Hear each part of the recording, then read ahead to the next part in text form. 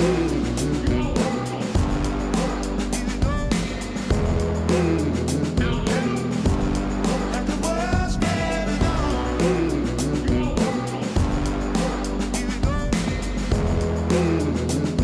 then, welcome to the Wedding Mavericks podcast with Lindsay and Jules, a podcast for wedding videographers and photographers where we discuss all aspects of running a business, developing technical knowledge and skills, and pushing your creativity. Following on from the previous episode where we discussed pricing, we wanted to make a shorter episode where we went through the costs associated with running a small wedding photography and videography business and provide some practical, real-life insight into managing these costs as you grow your business. We touched on what you might need to pay out for previously, but we thought it'd be beneficial to kind of expand on this, go into a bit more detail with it. So yeah, that's this episode. Yeah. Now, on the surface of it, the cost for running a small single-employee, home-based service business may seem very low. And they are, sort of in terms of a startup and running costs, there are very few businesses that have such low barriers to entry. Which just basically means it's very easy to start it up. There are very few barriers in your way preventing you from doing that. Well, because anybody can grab a camera, can't they, and say they're going to be a photographer or make a video. Absolutely, yeah. Which is pretty much what we did. Yeah. So it's a good job those barriers were low. Exactly. Yeah. People wouldn't like, proper old school photographers wouldn't like the way we did it. That's why we're called the Mavericks. So just thinking about that then, so I guess that's why you could find yourselves in a position where, because those barriers to entry are so low, in terms of kind of getting going, you would need very little investment or capital into your business in order to get that started up. Yeah. So, as opposed to like, if you're starting a tech business and you need people who are going to like program, developers and programmers that are going to do your app if you can't do it. Yeah, you're going to have to pay a load of people, or if you need a big premises and all that, you're going to need lots of money behind you for that, are you? Yeah, absolutely, yeah.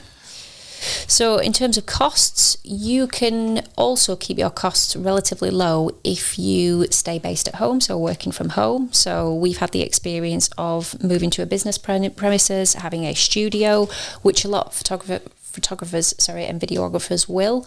Now, however, just because of circumstance in the last couple of years, we are now once again home-based. So we have our office in our garage at home. Well, it's not a garage anymore, Sorry, office/studio.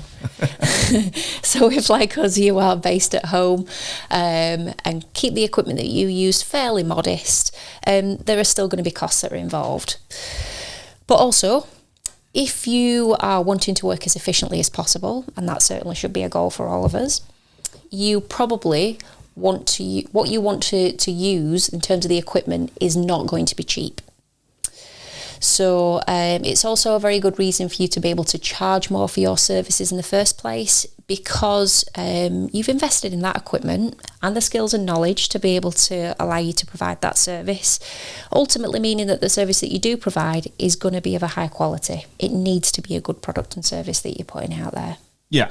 And linked to the pricing thing, obviously it isn't all about having the best equipment and putting out the best product, because somebody could shoot with a phone and put something good together if they know what they're doing in terms of the technical aspects of photography and videography.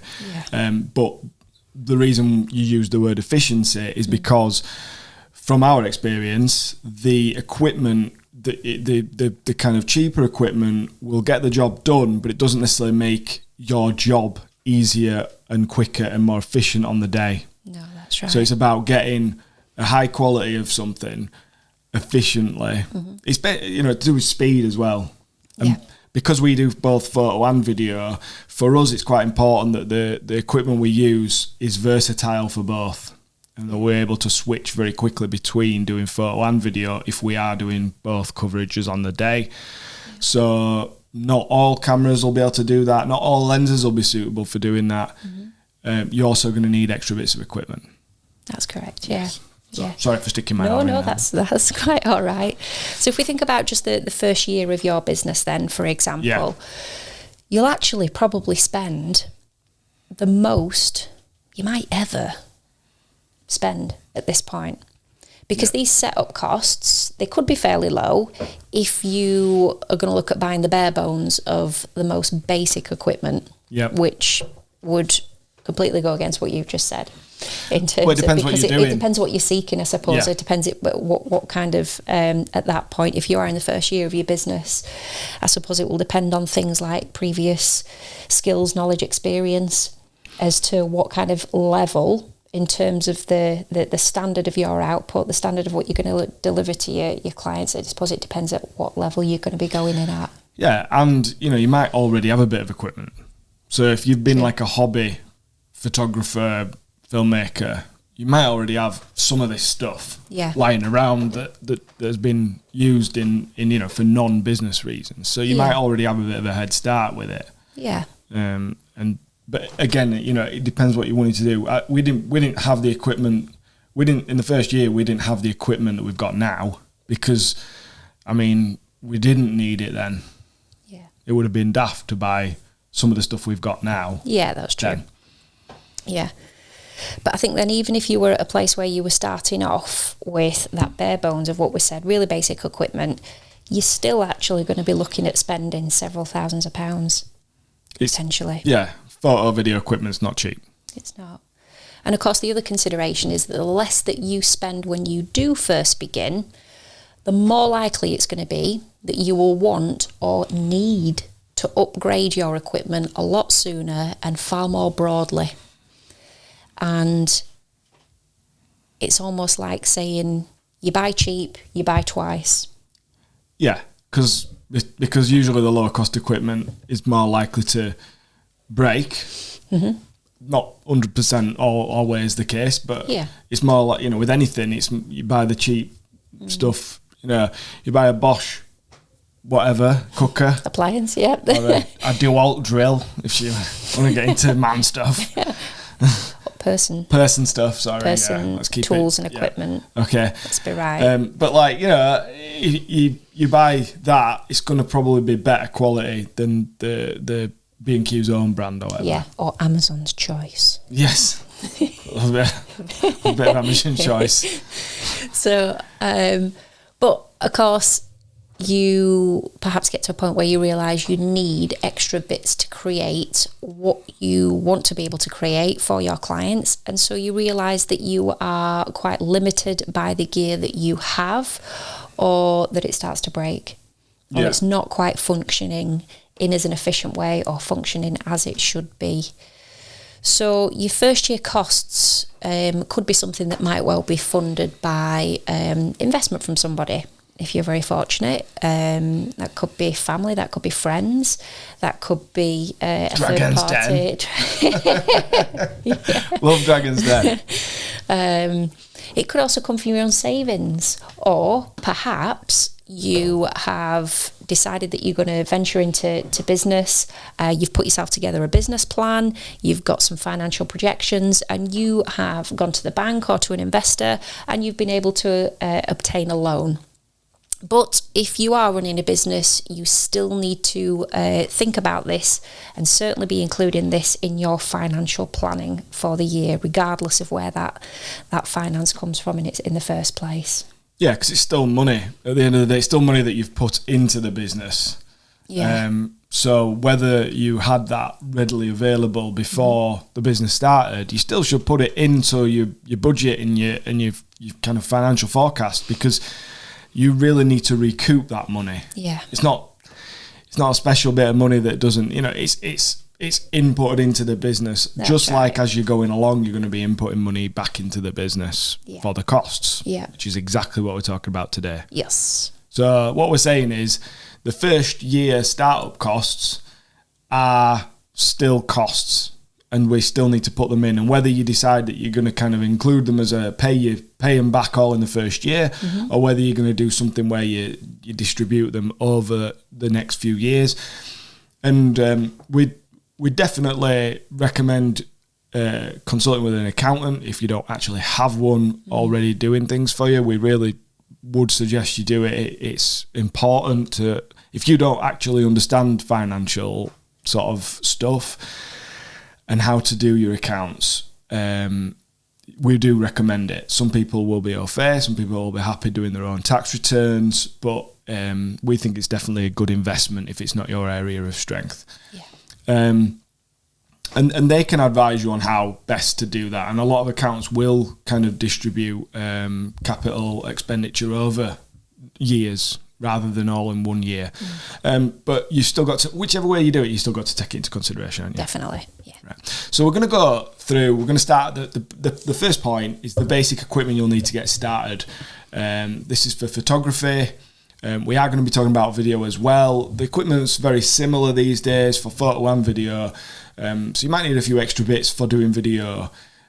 So we're going to try and keep it simple rather than be like, here's the set that we're going to go through for photography, here's a set for video. We're just going to talk about some cameras and stuff, and then the extra bits that you're going to need for video potentially. And depending on exactly how you shoot and the importance you place on your gear, you could actually spend a fortune on stuff, because I think we all know that it's not cheap. So, but we're going to assume, there are very few people that are capturing photos on Hasselblads and Leicas, or shooting video with Red cameras at weddings, because let's be honest, it would be overkill. You're probably going to look a bit daft. But if that's what you're doing, fair play to you. You must be getting some awesome results, but you've also probably spent more than you'll ever earn on your equipment. So yeah.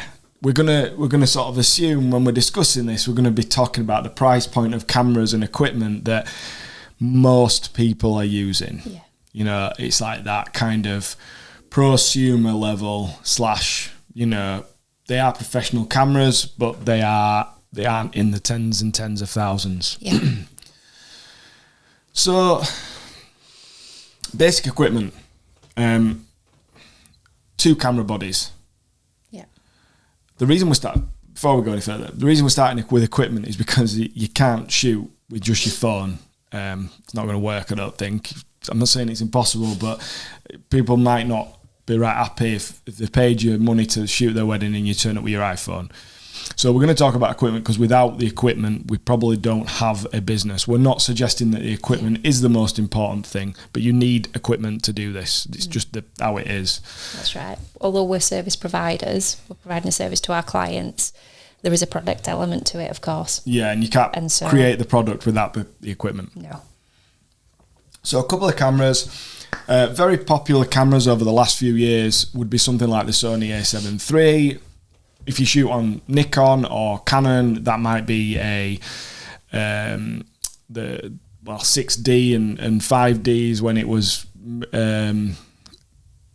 DSLRs, or your Nikon 850s, 860s, whatever. But now everything's going to mirrorless, so you've got your R5, your R6, and things like that. So if we're looking at kind of a very popular camera, we've had a couple of them over the years. Still got one.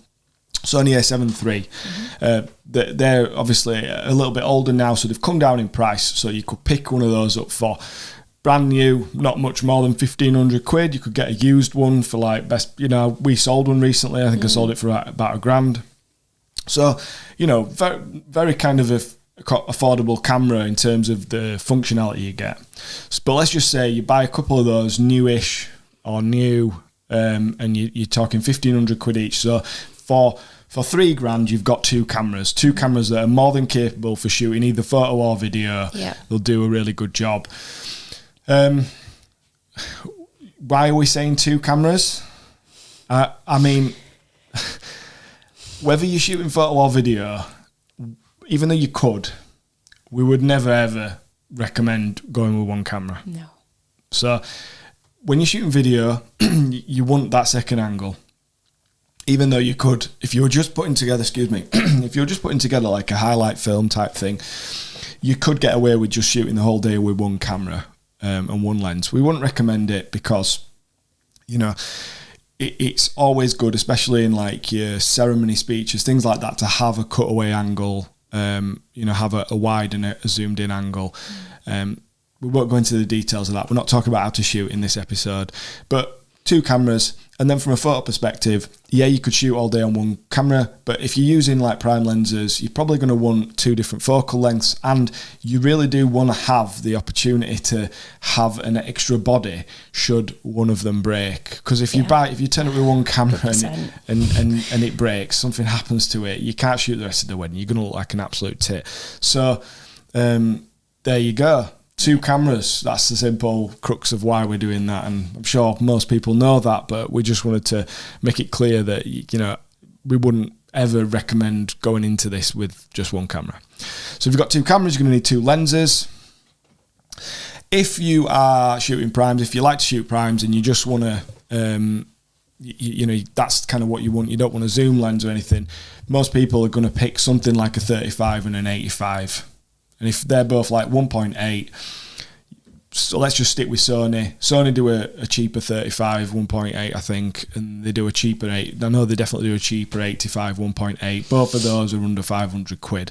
So let's just say £1,000 gets you those 2 lenses, and they're going to get you some nice images. Mm-hmm. Those cameras, those lenses, they're going to get you some nice images. You're going to look like a proper pro photo video guy. Oh, but girl. I use the word guy to describe both.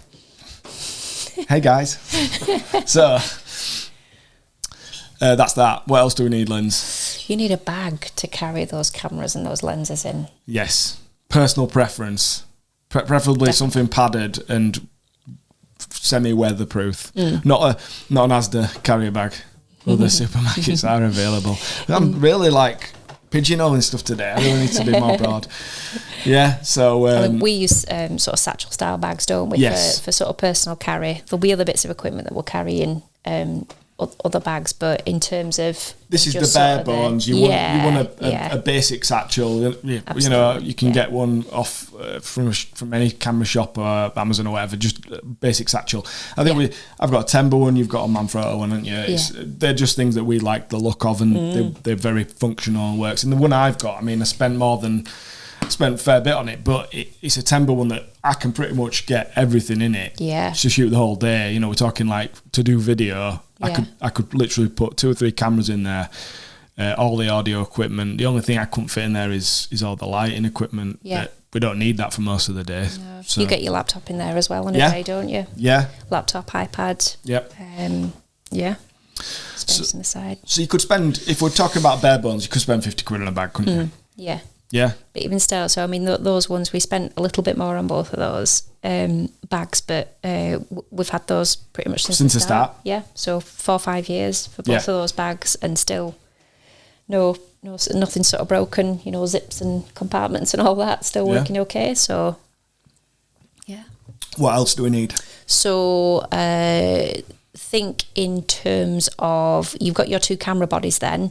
So how are you've got your bag, fair enough, but it's not very practical to think that you're going to kind of be dipping in and out of that satchel or that bag that you've got. You can't constantly be sort of putting them back in, lifting them out every time you want to take a photo or shoot some clips. So in terms of the portability of those cameras for your day, for you to be able to do your job, you'd be thinking along the lines of perhaps either belt clips, harnesses, straps that you might wear. And of course, if you're going to be doing film, you think about the things where you're going to need a fixed focal point, then you're going to need a tripod of some sort. So your ceremony speeches, things like that. So I mean, I've put 50 quid down there because you could buy the cheapest of cheap laptops, tripods, or a really simple strap or whatever for 50 quid. And the reason, because we're just talking bare bones at the moment, and I realise we're starting to talk about these in a lot more detail than I intended. So we're gonna go on, because this is like another episode. Is what you need to shoot a wedding, and we're almost going through the whole shebang. Sure, at the beginning you introduced this as a mini episode. Yeah. Okay, so you're gonna need something to carry your stuff, and then if you're doing photo, I would recommend you need at least a flash or some kind of light. You're going to go to wedding venues, and you're going to be in situations at weddings where it's just going to be too dark at times. There's not going to be any light. Now, even if you shoot completely natural light and you don't really use flash or LED lights, and that's your thing, not having one with you, I think, is setting yourself up for a fail if you come across a situation where there just isn't enough light. So even if you're not into like artificial lighting, you need something. So I've put 60 quid down for that. Some SD cards, you just need some basic cheapish ones. Although I wouldn't ever say scrimp on storage. Go, better than the basic, but just because it's important, you don't want to lose someone's stuff. Those cameras, the A7 they've got 2 card slots, so you're going to need 2 per camera, so I've put 4 down. So 128 gig cards, you could get them for like 20 quid now, like they're not the less expensive ones.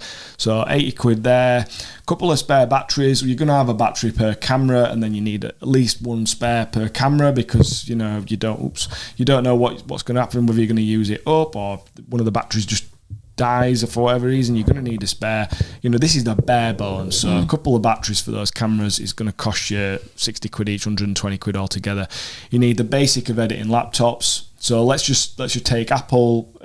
Most people in this kind of industry use Apple stuff because it just works best for like creative stuff and photo and video editing. So let's just go with the cheapest MacBook that there is at the moment, which would be the MacBook Air, around 1,000 quid. That'll get the job done.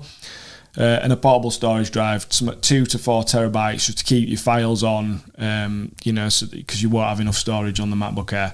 So 100 quid for that. So, So yeah, we were talking about bare out. Bones of getting started. We said a few £1,000s to get you going there. So just those items that you've gone through there alone total £5,460. Yeah. So that's whichever way you look at it, that could be quite cheap or that could be quite a substantial amount of money depending on how you look at it. You could kind of save a bit of money on those things. You could get crop sensor cameras and lenses. So instead of the A7 III, you could get something like an A6600, which is like a crop sensor camera, and they're cheaper to buy, but also the lenses for those are cheaper also. Yeah. So, you could knock 2 or 3 grand then off the price of that. So you could then be spending more like 3 or 4 grand instead of 5 to 6. But what I'll say is you're probably going to, at some point, if you do go and buy those cameras, and we did start out with crop sensor. We started out with those crop sensor cameras. Yep, 6500 stick. 6300 was the first one, wasn't it? Yeah, I've still got it lying around somewhere. Yeah. And so for the first year or two, we shot with 6300, and then we got 6500 because that was like slightly better. And then went from there. But you're probably going to want to upgrade to full frame or more kind of feature rich cameras. Yeah. So you're gonna end up buying those and then buying some more anyway. So whichever way around you do it, you're gonna spend the money on those cameras eventually. Yeah. So that's like the very bare bones. You could go out, you could shoot weddings with those. With video, you're going to need some extra bits. And if we're being honest, even as a photographer, we would recommend having a bit more of a comprehensive setup. Yeah. The reason being, you might have your 2 camera bodies. What if one of them breaks and you've only got 1, and you might want to have 2? Certainly if you're doing wedding video, you're going to want to have 2 because you're going to want that extra angle. Yeah. So you can't really risk a camera breaking. So ideally, if you're going to do this and you're going to be a professional and you're charging decent money for your services, we're going to suggest that you have another camera body. So 3 camera bodies altogether. So let's say that's another 1,500 quid. Let's say that you want some more lenses because you want some options. Sorry, interrupting you, Flo, because you've got to consider that not all wedding venues are the same. Yep. The environment, the conditions that you shoot in are going to be more challenging than others. And if you're thinking of like the rear angle, for instance, if you've just got a prime lens, how far back are you going to be on some of them? Because what is just thinking of, because most of the time when we do our weddings together, and if when we're covering 2 angles, I will often go at the back. And the reason that when we're together, we focus on having somebody at the back is because what does the bride want to see on her film? What does she want to see? The reaction of the groom. Yeah, absolutely. So if you've only got those 2 lenses that are prime lenses, can't see anywhere near, could have quite a long aisle down there. So even if you've got your 85 at the back and your 35 at the front, for instance, you're still not necessarily going to get close enough with the 85 at the back. If you think about some of the length of churches we've been in, even at 200mm, you're not as close as you'd like to be. No.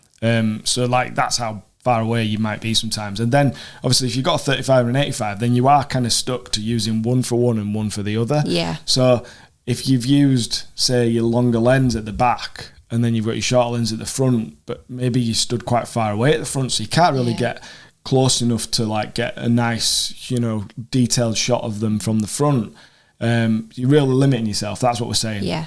And then also, what about if it's a really tight venue, or what about if there isn't the sort of room that you're expecting, and the 35 isn't going to cut it because it's not wide enough. Yeah. We're not talking about what focal length you like shooting at. There's like shooting at, and then there's like shit. I can't even get like people in. I'm so close to them, and it's so tight here that I can't even get people. I can't even get what's happening in. And if you can't get any wider than your 35, then and so the cameras all have kind of crop stuff on them as well. Like they'll crop in if you're using stabilization, or they'll crop in if you're shooting in 4K or whatever.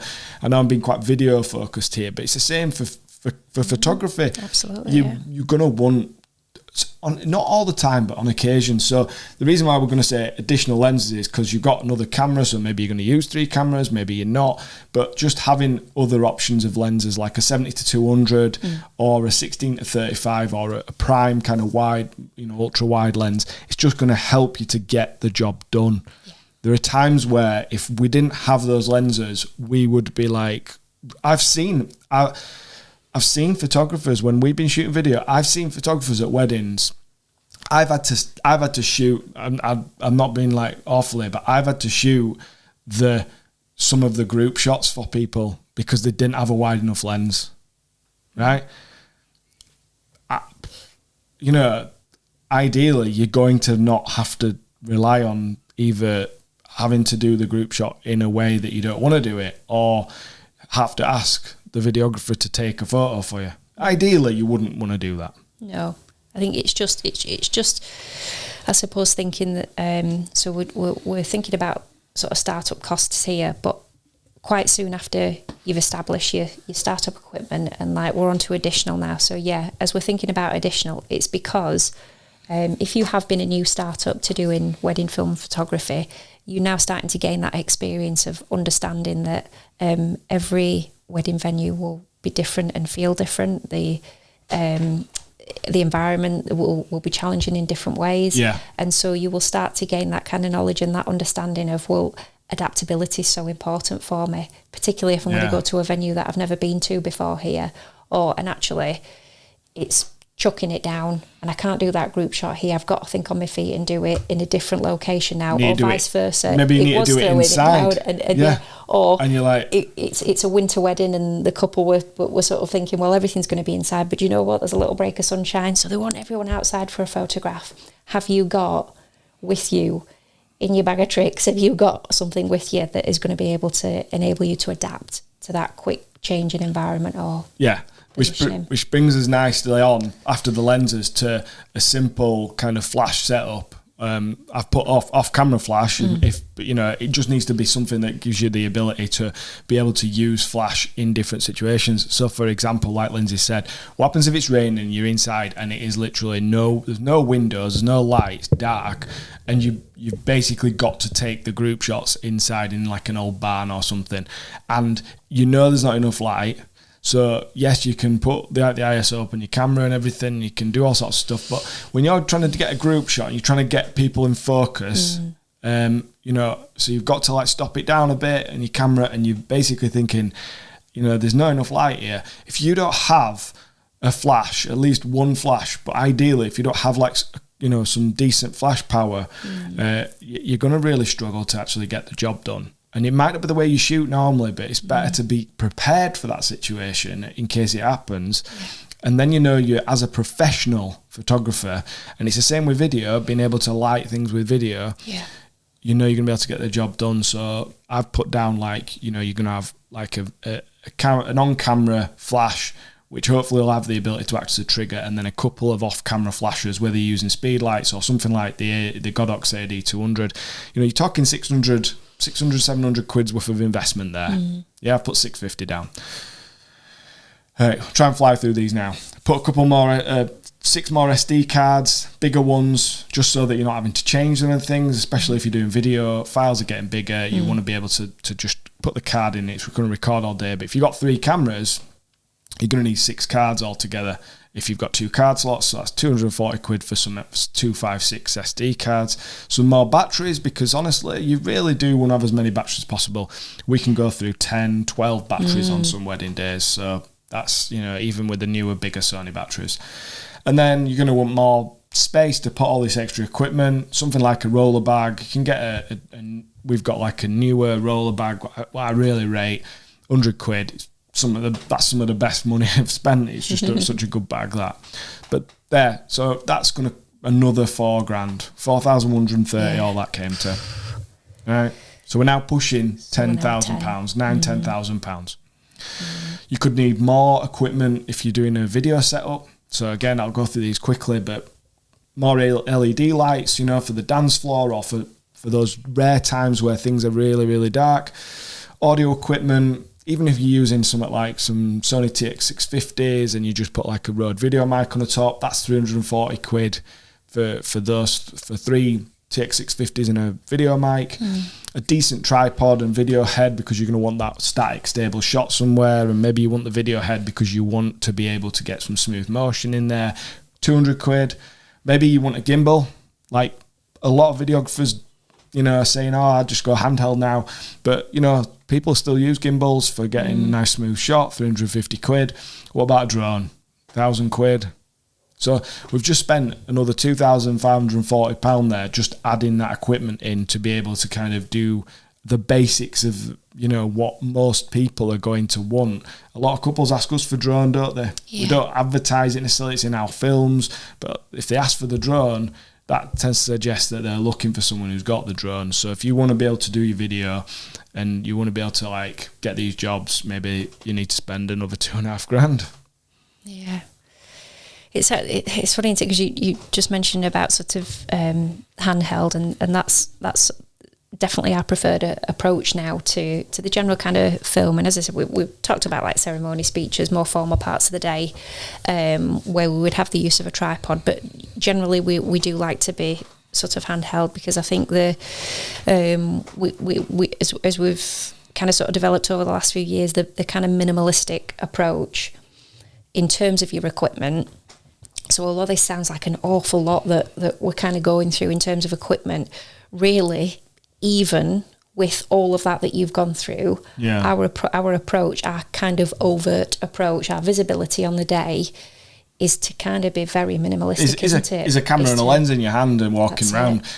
It doesn't. But it's what's in the toolkit. It's what you have with you. Yeah. Because it's that adapting to that environment that we've been talking about. It's about being prepared for a camera breaking, for the rain pouring down outside, for the flash not working. Because you've got a job to do. That's it. And because you're charging people for this, it is a good idea to be prepared for whatever happens and be able to still do your job. Yeah. It's you don't ring the plumber and they come and say, "Oh, sorry, I can't fix your leaks. I haven't got that spanner or that screwdriver with me. I'm just gonna have to leave the water running." That's just what, I know it's a really shit analogy, but that's just the sort of thing that you're talking about, isn't it? You don't want to leave your customers with a leak. Anyway. Okay. So at that point, we might be, I missed out the bit about maybe you're doing video and you need a better computer because your computer's like melting itself trying to render footage and stuff. And what about then you've got bigger files, so you need more storage. You need to get yourself a 12 terabyte RAID, or that's just basics. That's not like you could go crazy with storage, but another $2 or $3 grand there. So, I mean, we're talking now, we've got to the point where comprehensive setup start for, I'm not saying you need to get all this stuff on day one, but in the first year of you shooting weddings, if you want to progress to being professional, a good setup, being able to deliver every time, your comprehensive setup's going to be over 10K. Yeah. Yeah. What happens if you want better cameras? Lindsay knows I love buying cameras and lenses. Ugh. And So what was it? I was in the kitchen yesterday. We'd be on a boat in Caribbean by now if I didn't back. Looking at emails yesterday. Have you just got another camera? Oh yeah. Do you remember what I was saying yesterday? I did say. But so we'll need it. We need it. Exactly. Well, we don't need it, as in we could do with without it. But in order to make our jobs efficient and produce the exact sort of like keep the consistency in the thing, we've started over the last few years to upgrade the cameras so that we were kind of keeping up with the newer sort of stuff, so that it does make our jobs easier, right? That's the reality. And I know, because I'm making films and we're taking the photos and editing the photos, I know that the quality is better, and I know that it's getting closer to where we want it to be, and it's quicker for us to switch between photo and video. All these things are really, really important to us to help us do our job better, charge more money for our work. So, if you want an A9, the A9 II, 4,200 quid. If you want an A7S III for video, 3,800 quid. If you really want to go all out and get Sony A1, 6.5 grand. What about these lenses? You want the new 50mm 1.2 G Master from Sony, 2,100 quid. This is the sort of money that you're going to need. The reason we're explaining this is because when we're talking about costs, when we're talking about you trying to establish what your yearly costs are, right? If you buy a camera in 1 year, you could be dropping 2, 3, 4, 5, 6 grand on one camera, and that needs to be incorporated into your costs. If you buy one camera every 5 years, but it costs 5 grand, you need to spread that 5 grand across those 5 years. So that's £1,000 a year. That's where we're going with it. We've talked about it for way longer than I expected, and that's what we're going to sort of go into next, is how it goes across the year and the other costs you need to think about. But first of all, Lindsay? So another big consideration when it comes to startup costs is your brand and your website. When you first start out looking for ways to save money, so maybe you design your own logo, you pay someone a small amount of money to do it for you, and you build your own website perhaps in something like Wix or Squarespace. This stuff might set you back just £200 or £300 to begin with if you go for a DIY solution like that. And when money is tight, it can be appealing to go with the cheapest possible solution to your problem. But let me ask you this. Is that how you want your wedding photo or video clients to think about capturing their wedding? You're trying here to sell them your specialist service, but you are not prepared to invest in a specialist yourself to make sure that your presence in person and online matches the service that you will provide. Believe me, you get to a point when the low quality branding and self-made website just doesn't cut it anymore. And so this is where Divine Studios can help. Divine Studios are a creative agency based in the heart of Leeds, helping businesses across the globe to develop web experiences and brand identities. Get in touch with them for an initial no obligation consultation, and if you mention Wedding Mavericks, you're going to get a 10% discount on their services. Our thanks to Divine for sponsoring our podcast today. So your branding and your website are the foundations of your business. We've talked about this previously, Jules, as being the shop, the showroom. Shop front. The shop front.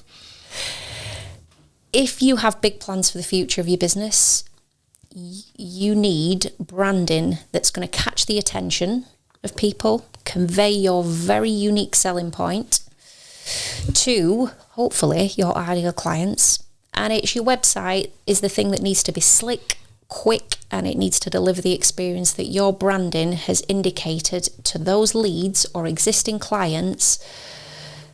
And at some point, you are going to need to drop probably a few £1,000s into that process, whether it's at the start of your business, whether it's when you're first starting up, or whether it's a few years in.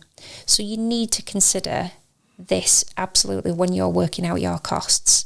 And we've done exactly that. When we started, it was a DIY solution for us. Yeah, but I still knew that it would cost. The first website was a week's website, and I knew it'd still cost like a couple £100 to get that, to buy that plan up at the start, because I didn't want one that, I wanted one that had our own URL and domain and everything. Yeah. Whereas now we're a few years in, and we're wanting to kind of grow and elevate our business to a new level. And what we've recognised is that is an extremely worthwhile investment for us. And so, just mentioning Divine Studios there before, that is where we're at right now. We are at the point where they're working on our branding, they're working on our new website, and we understand and we appreciate what an investment that's going to be, but we're looking forward to kind of seeing how that performs for us and how that works for us going forward. And we see that because we've been through the last we've like kind of gone through a process of our business growing and everything. We now know that is a really important thing. It's very easy to not see that as an important thing at the start, because it's so easy now to create your own website and to go on things like Canva or go on Fiverr and get somebody to do a logo design and things. But branding is so much more than just a logo or things like that. There's a lot to it, and it's good to have someone who's a professional who knows in that area. And we've obviously done the podcast ad read, but we're now, this is actually us saying it's really important, and so dropping money into branding, marketing, advertising is huge, and that's where we're going to go into from now. There's also other things to consider, like you might need like an office, and if you've got an office, you might need some furniture, and if you're traveling around and you're not just going to kind of claim mileage, you might need to have a car. These are costs that if you don't already have those things, you're going to need. These are going to costs that are going to go into, that are going to come out of your business. You need to incorporate those things. We're not going to go into those simply because they're going to be different for everybody, but these are things to consider. Yeah. Okay, we're moving on now to the next part of the cost, which would be the initial marketing budget. Now, what we'd suggest is you have a marketing budget set for every single year of your business. But the initial year or two, the first couple of years, your marketing budget probably needs to be higher than it would be at any other point.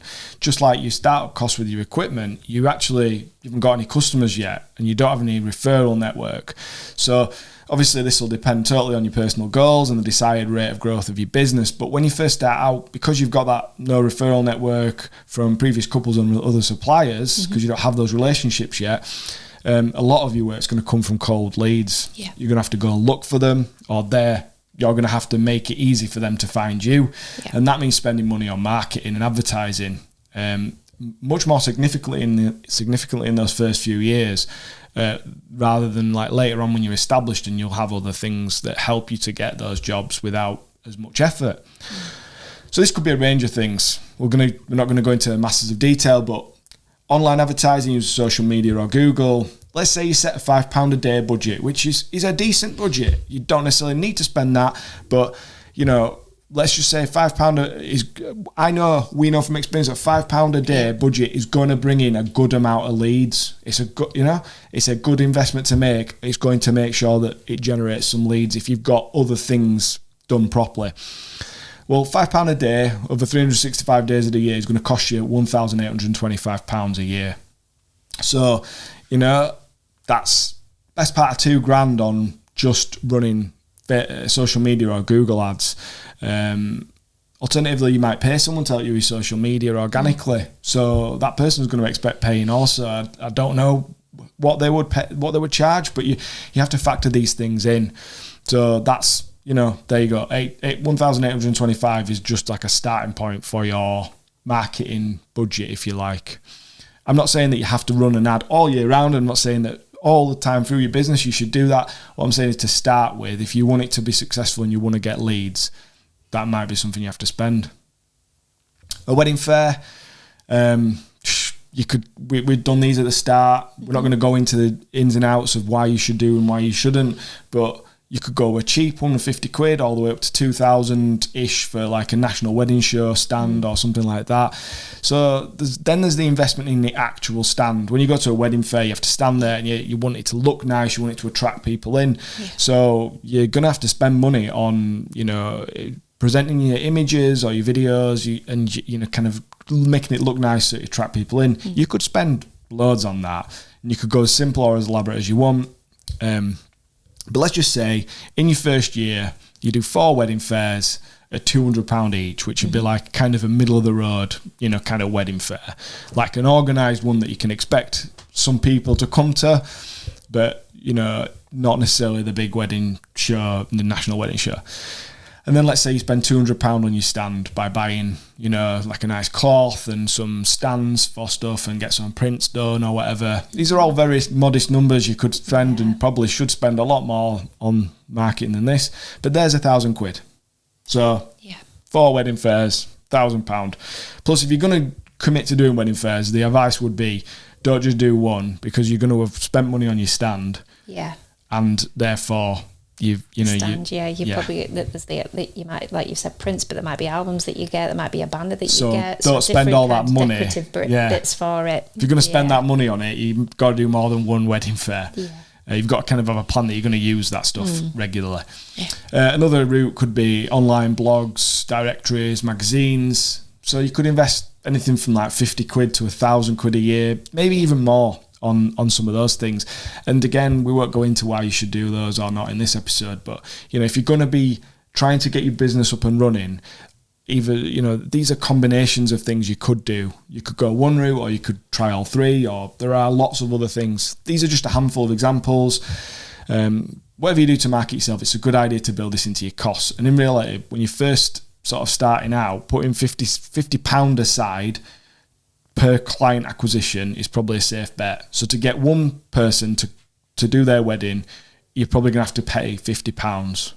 You're going to cost you £50. So if you did 30 weddings in that year, that's going to cost you £1,500. That's just a really basic way of working it out. Spend £50 per wedding to get it. 30 weddings is going to cost you £1,500. As you move on and you raise your prices, you're going to have to pay more to get those clients, because you're going to have to basically probably run more ads to get more inquiries, because your hit rate of kind of how many you book to how many leads you get is probably going to be much lower. So maybe you're spending like £100 to £200, and in that case, it's going to cost you £3,000 to £6,000 a year in marketing and advertising. Wowzers. Right? Part of these marketing costs when you first start out, even consist of you paying to go to workshops or portfolio building days to create content for your own marketing, as well as developing your skills. Now, I don't do this personally. It isn't my preferred method of gaining experience. I liked what we did, which we'll talk about in another time. But I can see the benefit of being able to show your ideal client the content that you can create, and you can get that content by going to like portfolio days, because you can you can pick the right one.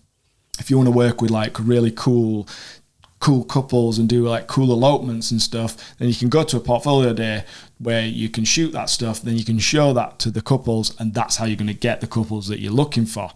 Even if it isn't real and representative of what you've done on a wedding day and what you can do on a wedding day, at least it's sort of like it's spending a few £100 on that is worth it if that's what you're trying to achieve. So you need to include that in your costs. Marketing advertising should not be something that's overlooked. No. You need to be prepared to spend thousands on it a year if you want to be busy. And if you spend the money on it, you have more control and certainty over the success of your business. Down the line, if you've got work coming in organically through referrals, or you've built good SEO up, then great. But it certainly won't be like that to start with. No. Ongoing costs. So they're like startup costs, let's say. Like now we're going to go kind of briefly through the ongoing costs. Mm-hmm. Maintenance and upgrade of equipment. If a camera costs a couple of grand or more and a lens costs £800, then if you're replacing or upgrading those cameras every 2 years or whatever, you need to budget thousands per year to be able to do that. So 2 camera setup, you're going to be replacing both of those cameras within a 4-year period. So whatever you think those cameras or other bits of equipment are going to cost you, you need to kind of like add those together and say, over 4 years, I'll spread that cost. So, you know, a lot changes in 4 years. Yeah, Camera technology, all the rest of it, your shooting style. So you need to know that you're going to have money to be able to cover the upgrade or the replacement of that equipment as it breaks or it becomes defunct. So 30 weddings a year is going to lead to significant wear and tear, etc., etc. So, you know, we've actually come up with a bit of a table so that you can see some of the other costs as well as the kind of, you know, marketing and your equipment and things like that. So we'll run through those very quickly. These are really conservative amounts, so I'm just going to kind of go through them. But business insurance, you need, let's say, 600 quid a year. Accountancy fees, again, that's something you don't have to pay for, but that's something that we would recommend that we pay for. 480 quid is very kind of middle of the road. It depends how your business is set up. It depends whether you're using like software that you're paying for, like QuickBooks or something like that to do your bookkeeping. So 480 quid, but you might not need that. Your mobile phone, let's say you've got a contract at 60 quid a month, that's 720 quid a year. Your broadband, you're going to need broadband for your business, 360 quid. A CRM like Studio Ninja, you know, that would cost you 180 quid a year. We really would recommend something like that. Really does save you a lot of time. It's worth the investment. So let's say an Adobe subscription costs you £40 a month to edit your photos, your videos. That's going to be like 480 quid a year. PickTime for your online galleries, 240 quid. A Vimeo subscription, 240 quid. Website hosting, 180 quid. Music licensing, again, that's just really for video, but more people are using slideshows and things like that now, so maybe that's relevant also. 600 quid for like either one decent music licensing site or, you know, subscribing to 2 or 3. And it's worth just saying, sorry, so these are not made up costs either. Yeah, these are kind of like ballpark, you know, what we know it will cost. Yeah, and obviously we've talked about the fact that we produce photography as well as videography. So maybe if you're solely focused on photography, there might be 1 or 2 costs in there. For instance, the Vimeo, perhaps that you maybe don't have to consider. If you're just doing videography, again, there might be things like PickTime on the other hand that you wouldn't have to consider. So really, just as we're going through these, just consider what it is. What is your specialism then? What's your service? Is it one or the other, or is it a combination of them both? And you know, these are not kind of made up sort of, well, you should get this and you should get that.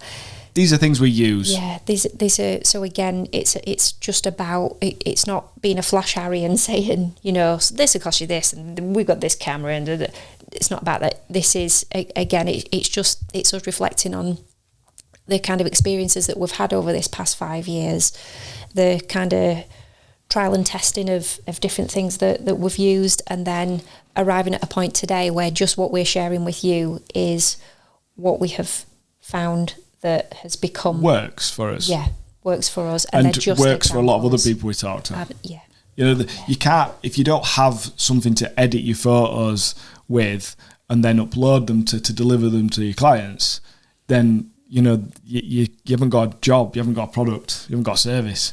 So you need these things. Yeah, you might choose to do it on USB sticks. Well, I'll tell you, that's going to cost you more than the PickTime galleries, because a USB stick's, you know, in a nice little box, 40, 50 quid or something. So, you know, that's going to cost you even more. If that's how you're delivering still, that's what you need to put into your costs. Quickly, just to go through the rest of these, utilities. No, it's all right. Quickly, utilities, £1,200 a year. You know, that's £100 a month. Now, you might not have that. You might think, well, I work from home, I don't have an office, I don't have separate bills. Well, let's just say if you had a job, you would go out of the house in the morning and you wouldn't be at home heating it all day.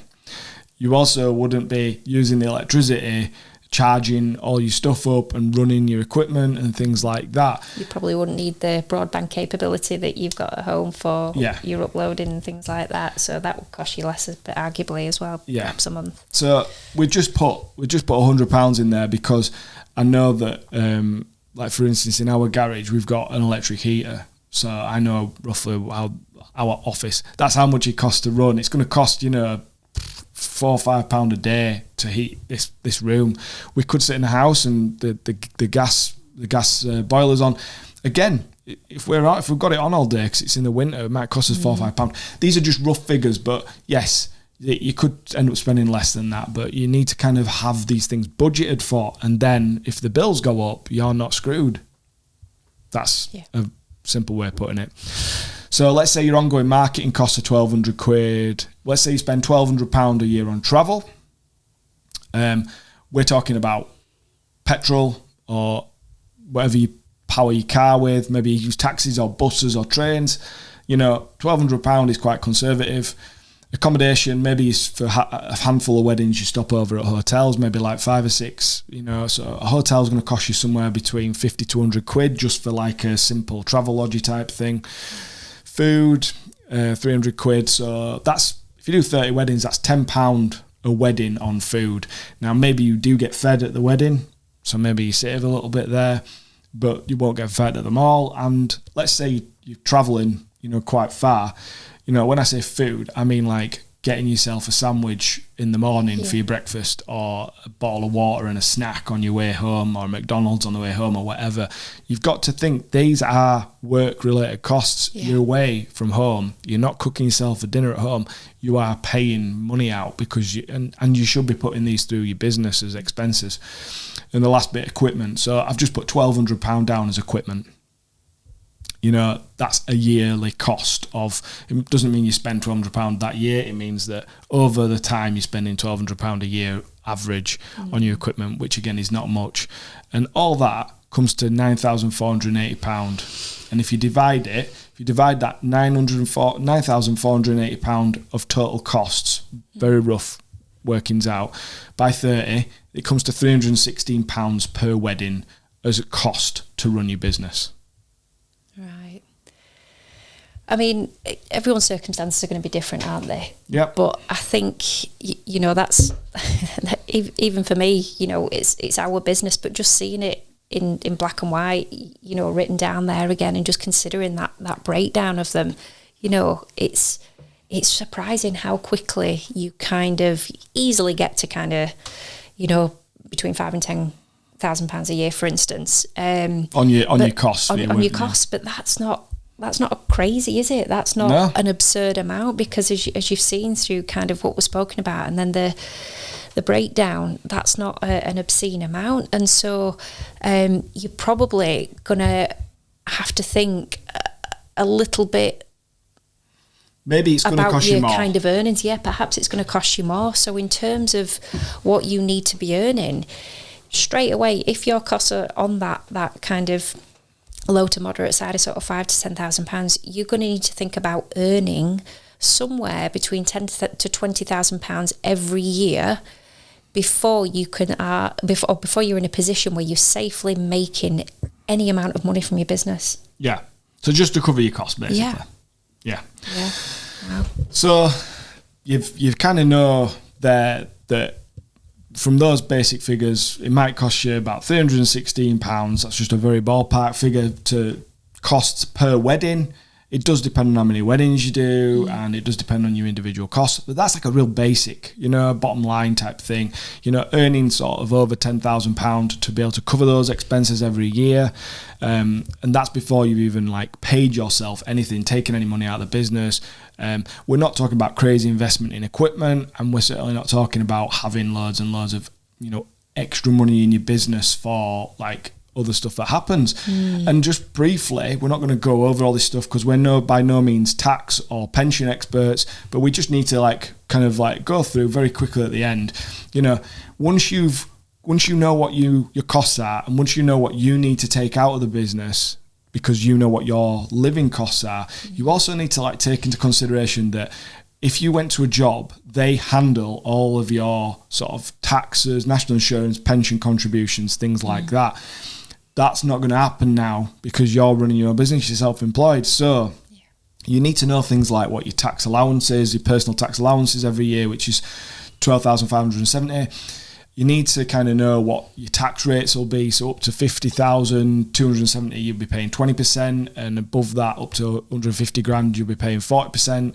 I get it. There's not going to be that many people earning that sort of money, but you need to know that at some point when you're earning this money, you need to be putting amounts aside. So everything that you earn over 12.5 grand, you need to be putting these amounts. You need to be putting 20% to one side to pay the tax man. You also need to think about national insurance. That's a bit more of a complicated thing, but essentially it's going to be like 12% as well. As we know here in the UK, come April this year, there's going to be an increase to that national insurance. Yeah, is it going up to 13%? So roundabouts, yeah. So again, that's also something just to consider there when you're thinking about your deductions. Yep.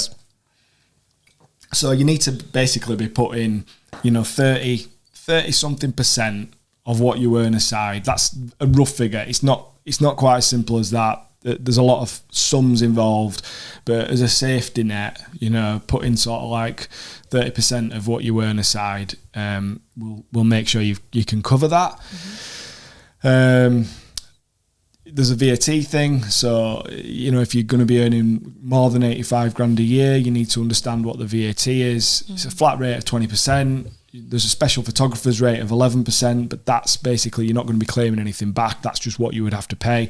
Look into this stuff in more detail if you think you're going to be earning more than 85 grand a year, because you could get stung by 11% of having to pay off all of that money.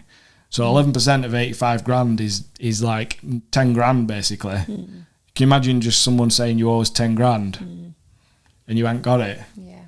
So you need to know this stuff. And then there's like pensions. What about, a pandemic fund, a rainy day fund? What about for your retirement? What about like putting money aside for the future?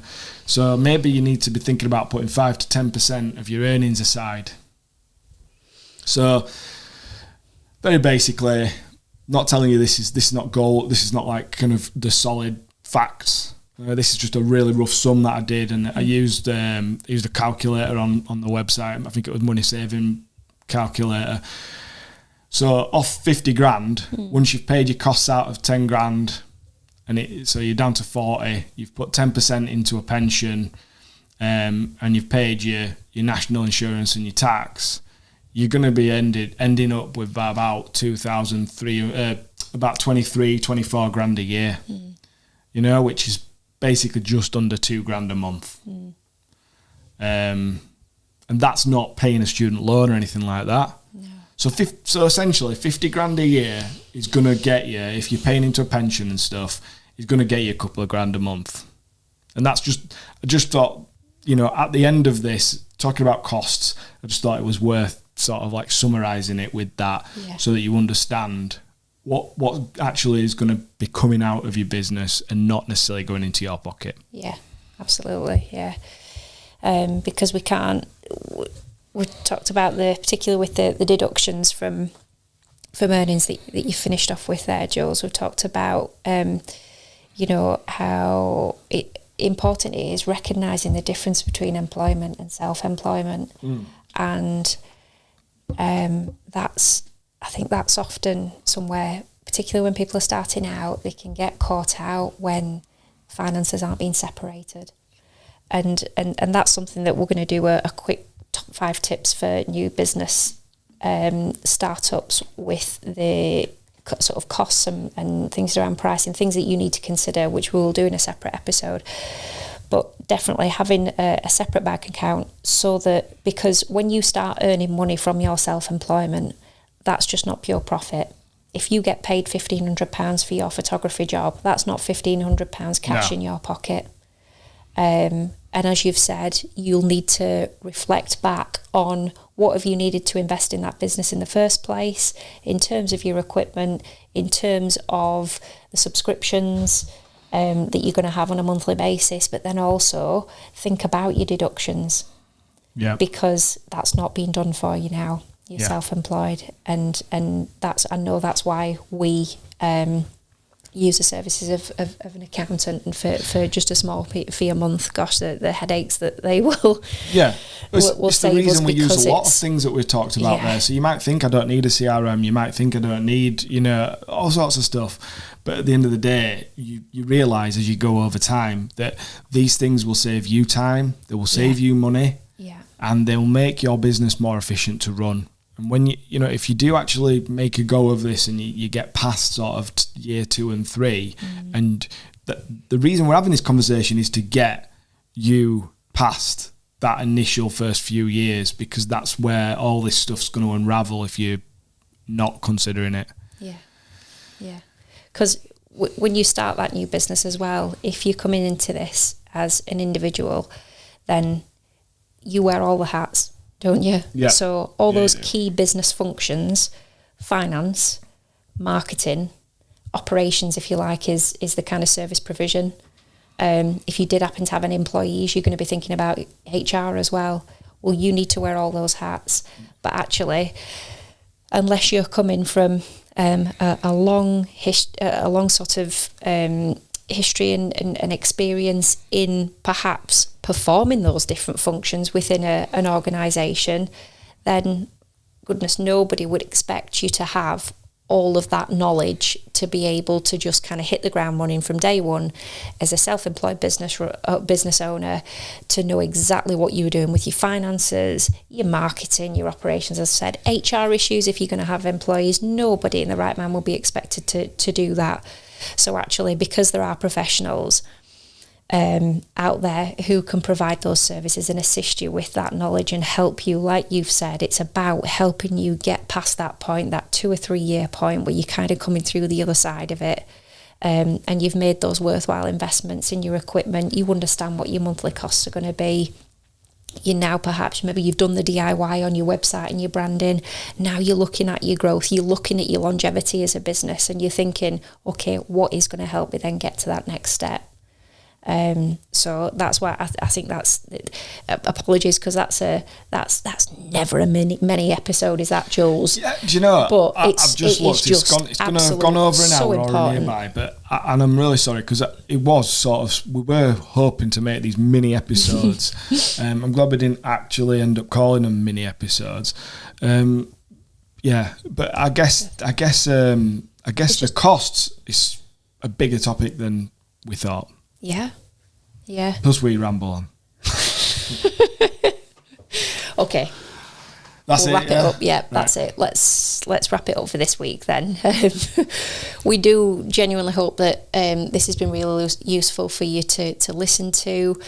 And if you have any questions about any of the things that we've gone through, any comments, any suggestions in relation to future episodes, because this is we're doing this for we're all part of the same community here. We're doing this for you, but we're doing this for us as well. Yeah. So please, if you've any thoughts or sort of feedback suggestions, please reach out to us in the DMs, Instagram, Facebook, at Wedding Mavericks. You can visit us website, or you can watch it on YouTube's. You can watch it on YouTube at Wedding Mavericks. And please, if you're gonna, wherever you're listening to the podcast, or if you do go onto the YouTube channel, please subscribe or follow us, so that when we release new episodes and stuff, you can watch that. Yeah. And just again, we said this at the end of the last episode, but I think it's something that needs to be said, because we genuinely really appreciate, and we're really enjoying receiving the messages that you're sharing with us to people who are listening. Some of you are watching, so thank you so much, because ultimately you're supporting us in doing this. So thank you very much to that. And then just also final shout out just to Divine Studios, and thank you to them for sponsoring this podcast. Thank you, and we will see you in the next one. See you later.